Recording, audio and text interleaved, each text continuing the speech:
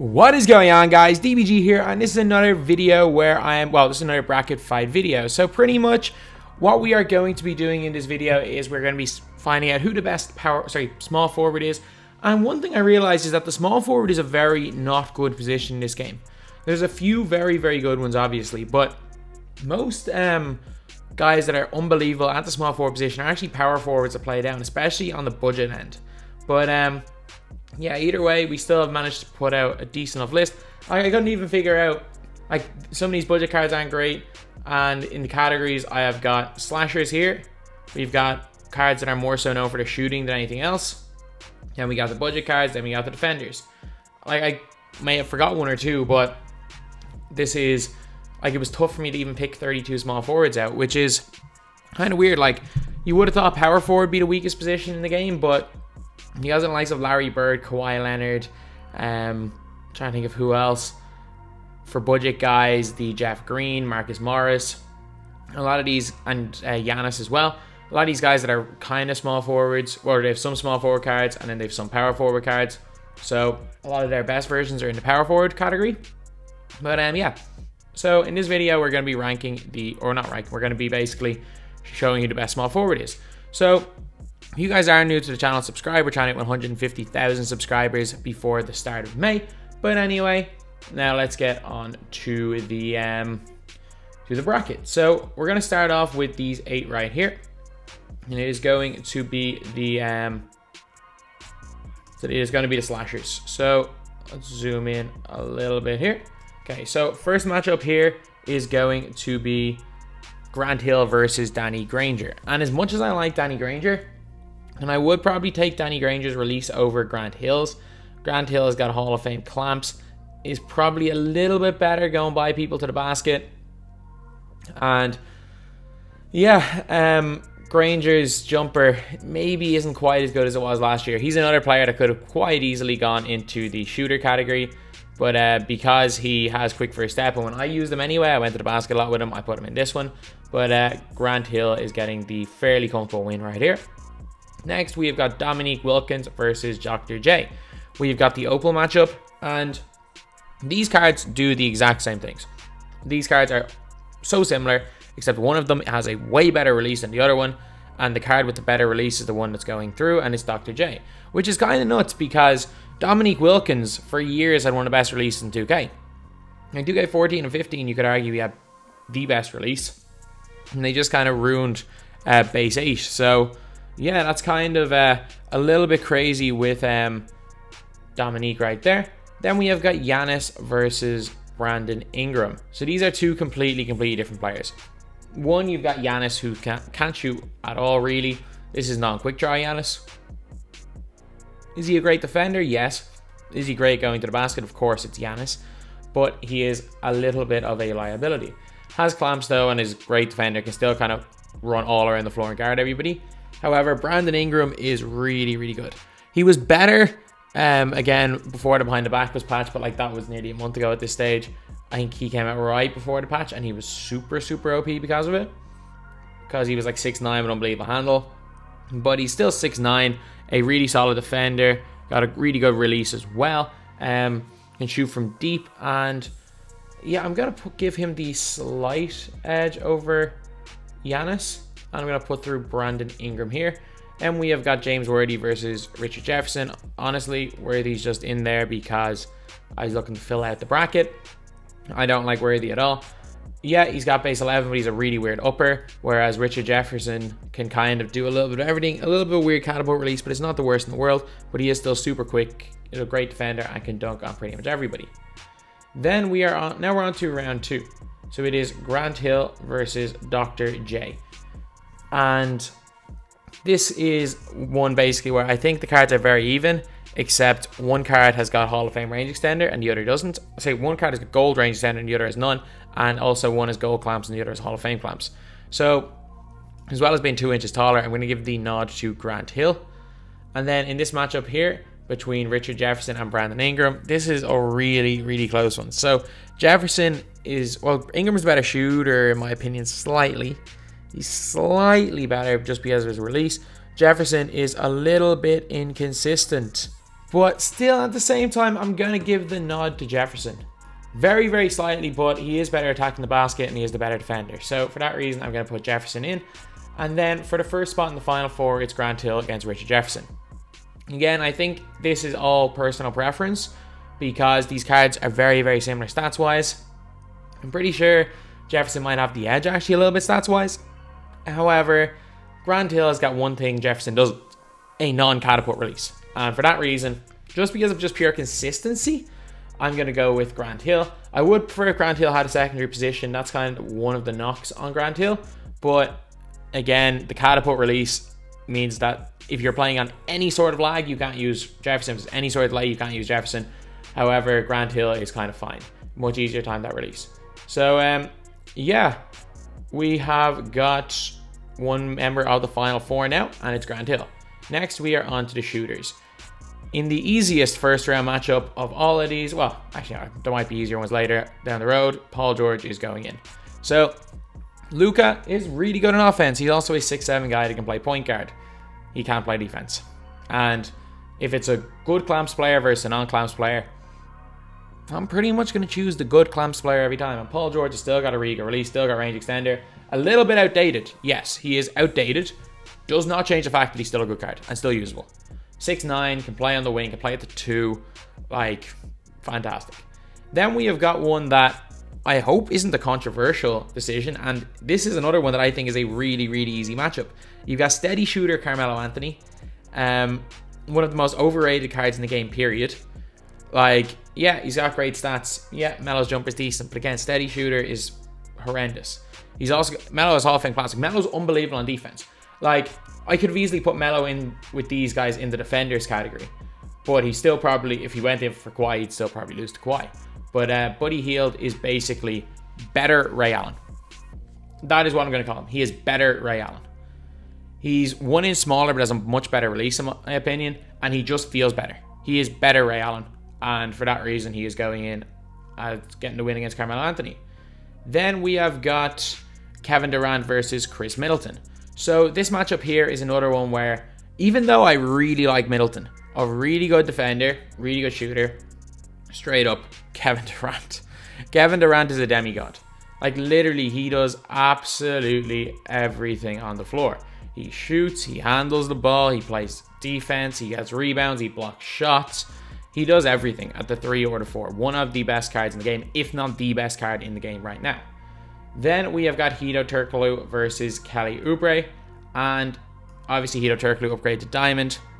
So these guys are kind of similar. But in terms of release, I prefer Hedo. Hedo's 3 inches taller. Handles wise, I give the edge maybe to Hedo. Slashing and dunking and stuff, I give Kelly Oubre a slight advantage, even though Hedo's not bad at that. He's got really good animations.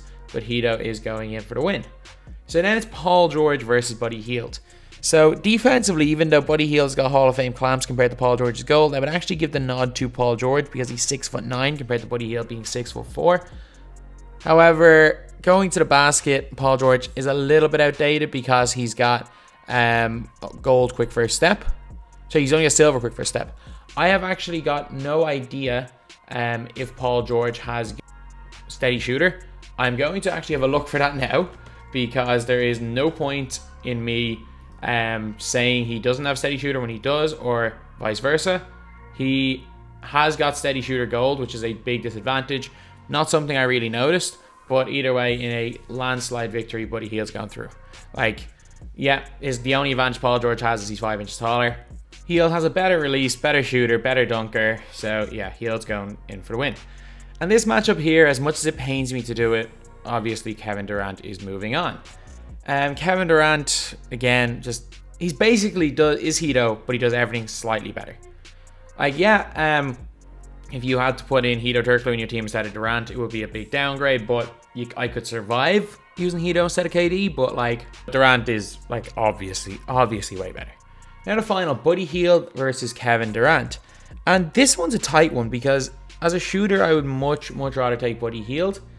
However, everything else, Kevin Durant's better. But in my opinion, the most important thing in the game is shooting. So I don't know if it's more important. Like, Kevin Durant's going to win, but this is close. Like, this is not an absolute blowout for Kevin Durant. And You could definitely argue that because Buddy Hield can play the 2. To be fair, I'd be probably running both of them in my main squad, to be honest. But yeah, a very, very close one. Made Kevin Durant probably a slight edge here. But now we're on to the budget cards, and unlike the 2 guards and stuff, they're not really up to much, these budget cards, to be completely honest. So, Jonathan Isaac versus Bojan Bogdanovic. You basically got a elite defender versus a decent defender who can't shoot from deep. So, I think Isaac's even more expensive. Because Isaac can be like a really budget Giannis stopper, I'm going to put Isaac through. And that's literally the only reason. There's no method to it. It's just I kind of prefer Isaac. Paul Pierce versus Michael Porter Jr. So you've got bronze clamps versus no clamps. You have got gold range extender, but the problem that he can't shoot from the corner is because he steps inside the 3-point line versus a guy with an elite release and goal quick for a step. I'm pretty sure Paul Pierce doesn't have that badge. And I don't know this one. I'm going to put through the player, probably the player that I would use the most, and it's Paul Pierce. I would probably use Paul Pierce over Michael Porter Jr., but it's close. I really like Porter Jr. as well. So we have got a matchup between Evode, Keith Van Horn, Amethyst versus Ruby, Furkan, Korkmaz. So we've got our Hall of Fame limitless range player versus a 6'10 guy with gold clamps, decent defense, a gold range extender, and a better release. Korkmaz does not have a good release in this game. So in a fairly comfortable one, I'm going to put through Keith Van Horn, just because he's actually a good defender, and he's 6'10 as well, so he's really, really tough for small forward position. And obviously Grant Hill goes in as he gets a bye. Then we've got Jonathan Isaac versus Paul Pierce in the semi-final. I just realized, I'm pretty sure in the 2 guards, this semi-final was like Landry Fields versus... Was it Landry Fields versus Lance Stevenson or something in the semi-final? How much of a drop there is in budget 2 guards and small forwards. Just buy a bunch of 2 guards. Don't use, like, maybe one of these cards is going to be usable, the guy that wins, but the rest of them, don't even consider buying them. But Paul Pierce is not that cheap, not that expensive either. They haven't actually given him out in a locker code in a while. It was looking like it was only 2 things in life that were guaranteed. Death and 2K putting Paul Pierce in locker codes. But he was almost like Earl Monroe at how often he was putting them. But I'm going to give the nod to Paul Pierce because he can shoot pretty much. You've got a much better defender. Actually, no, I changed my mind. Do I? Yeah, I changed my mind. Jonathan Isaac's going in. Jonathan Isaac is a much better defender than Paul Pierce. And even though Paul Pierce is not awful, I think that Jonathan Isaac is definitely the better player. And for that or not definitely the better player, definitely the player I would rather have on my team. So he's gone through. We got Grant Hill versus Keith Van Horn. Grant Hill's a cheap player with like 40 gold badges, which is unreal. Keith Van Horn has got a couple of really good gold badges. I don't think Grant Hill has clamps. And he also doesn't have range extender. I'm pretty sure they're the badges that they took off this guy right here. But he is still a really good slasher. But overall, I think Van Horn has the edge. Then we got Isaac versus Van Horn. And I actually don't think there's anything that Jonathan Isaac does better than Van Horn. Van Horn is quicker. So he plays better defense. And the fact that Jonathan Isaac and Van Horn are both 6'10", so he doesn't have the height advantage here. So obviously Van Horn's winning. And I'm pretty sure Van Horn, even at Amethyst, is cheaper. So yeah, Van Horn winning the budget one. And to be fair, Van Horn is worth using. Like, if you're on a budget, he's a player that's worth using. He's the only one of these that is worth using, in my opinion. So he has made the final 4. And now we are on to the defensive type players. So obviously there's no one here, so Kawhi Leonard gets a bye. And then there's one player that may not belong in this category, Lamar Odom, but the reason why I keep him in my team is because he's 6'10", is a versatile defender. But a lot of people use him for other reasons. It just kind of helps that Odom's a demigod. He can do everything like. But then we got Andrei Kirilenko versus Bruce Bowen. So both of these guys have got fantastic releases. Both of these guys don't have range extender. Both of these guys are really good perimeter defensive players. However, Andrei Kirilenko is a good post defender as well. And as well as that, Andrei Kirilenko has got Hall of Fame Dimer, which does help, as well as a lot more badges. So even though Bowen I still think is a good card, a little bit outdated because he came out at the start of the year. So I'm going to give the nod, even upgraded Bruce Bowen, I'm going to give the nod to Andrei Kirilenko. Then we got Tatum versus Jimmy Butler. I know you guys might be saying, why Tatum, why Tatum? I'm almost certain that 2K gave him Hall of Fame clamps. And I know for a fact when I use Tatum, the only reason I use Jason Tatum is because of his defense. So, yeah, 2K gave him Hall of Fame clamps, Hall of Fame interceptor, and Hall of Fame off-ball pest, as well as like gold intimidator and stuff and gold pick dodger. So when I use Tatum, it's for defense. Surprisingly, like it's a surprise because Tatum isn't really known for being the best defender in the world, but I use him for defense. But at the same time, Jimmy Butler is Jimmy Butler. These cards are actually really similar. Jimmy's a lot cheaper though, as far as I know, and also Jimmy's release is better. I don't know what they did with Jason Tatum. Like Jason Tatum's Amethyst is money. Like his Amethyst releases money, and they changed it for his Diamond and Pink Diamond. I don't know why, but basically they changed it from one of the best releases in the game to a pretty decent release. So I don't know why Kawhi Leonard has this win here. Maybe it's a bit of foreshadowing, but Lamar Odom versus Jamal Wilkes. Jamal Wilkes is a really good slasher, really good defender, but a little bit undersized and has a catapult jump shot. Not the worst release, but not a great one, and a little bit slow. So Lamar Odom, who as I explained is a demigod, goes through. Lamar Odom shoots the ball. He can rebound. He's fast. He can handle it. He's 6'10". He can do it literally everything. He's a demi. Then we've got Jimmy Butler versus Andrei Kirilenko. So perimeter defense, I think they're about even. Playmaking wise, I gave Kirilenko the advantage. Post defense, Kirilenko has the advantage. But at the same time, Hall of Fame quick first step on Jimmy, as well as range extender, is what puts him ahead of Andrei Kirilenko. Kirilenko is a really good card, really good value, but I definitely do think Jimmy Butler gets the nod here. And then in what is a extremely tough matchup, it's Lamar Odom versus Kawhi Leonard. Like, when I originally saw this, I was like, okay, this is probably going to be the toughest matchup of the entire video. And I'm genuinely almost caught in two minds here, because on one hand, you've got Kawhi, who I think shoots the ball maybe slightly better and is a better perimeter defender. But you've got Lamar Odom, who's more versatile than Kawhi Leonard. You've got Lamar Odom, who is a maybe not Kawhi Leonard level shooter, but a really good shooter. And also around the basket is as good, if not better, than Kawhi Leonard. Can guard power forwards, and also you can put him on point guards. He's got a little bit more length. This is a really, really close one. And like, I know obviously Kawhi is there, but that was just by accident. I moved Kawhi to there instead of here. I'm going to give the edge to... I'm going to give the edge to Lamar Odom. I'm going to give the edge to Odom. I think both of them are fantastic. Both of them are absolutely fantastic, but I'm going to give the edge to Odom in something that I may live to regret, considering the fact that at the start of this month, I thought Kawhi was better. And to be fair, it's that close that my opinion on who's better between Lamar Odom and Kawhi will change game after game. It's just that the last time I used Odom, he was really good, and I had Odom play against me and dropped 20 on me yesterday. So I think that's probably the reason why I have Odom over him now, but they're so evenly matched that it's close. And in the final is another one where this is so evenly matched. You have got basically Jimmy Butler and Lamar Odom, both have very similar stats. Jimmy Butler has got Hall of Fame quick first step, which helps, and Hall of Fame clamps. Lamar Odom, again, is still 2 inches taller, has got a little bit more length. And Jimmy Butler, I'm not sure if he's 6'8" or 6'7", because sometimes, I don't know with him, sometimes heights change on cards. Like some players have been made smaller. Like Paul George is now 6'8" apparently. But these two guys right here is again another really tight matchup. I'm going to give the edge again to Lamar Odom. I actually think that Kawhi and Jimmy Butler are very comparable, and I actually prefer Kawhi's animation, so I put Kawhi in. And I do think that Lamar Odom deserves a spot here.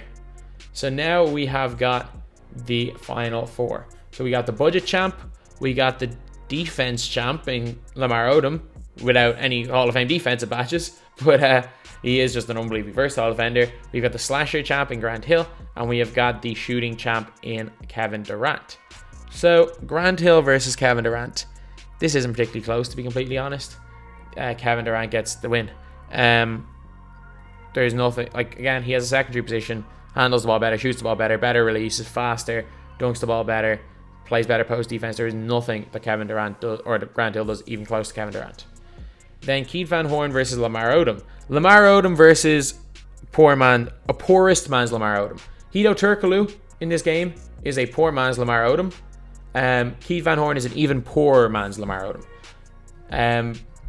Obviously Lamar Odom getting the win, but they do very similar things. Like, if you want a Lamar Odom type player and you're on a budget, Van Horn's probably your best bet. Like, obviously he doesn't have the handle, but apart from that, he does everything at a quite similar level to Odom. And Van Horn's a really good card, but obviously Odom wins. So the final is now Lamar Odom versus Kevin Durant. And are these the best two small forwards in the game? You could definitely make an argument. I think there is one player who is clearly number one, and again, Kevin Durant is Lamar Odom, but he does everything slightly better.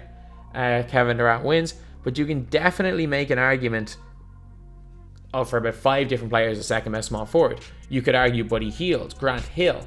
You could argue Odom, Butler, Kawhi. You could even argue Richard Jefferson. There are so many players for that second best small forward spot that you can put an argument deserve to be there. But yeah, Kevin Durant, there was only one winner. There was only ever going to be one winner. And of course, it was Kevin Durant. So anyway, yeah, this is the entire bracket, lads. All culminating in the most obvious choice ever of Kevin Durant being the best small forward in NBA 2K20 MyTeam. Anyway, that's the video. Thank you guys for watching. Please like, comment, and subscribe.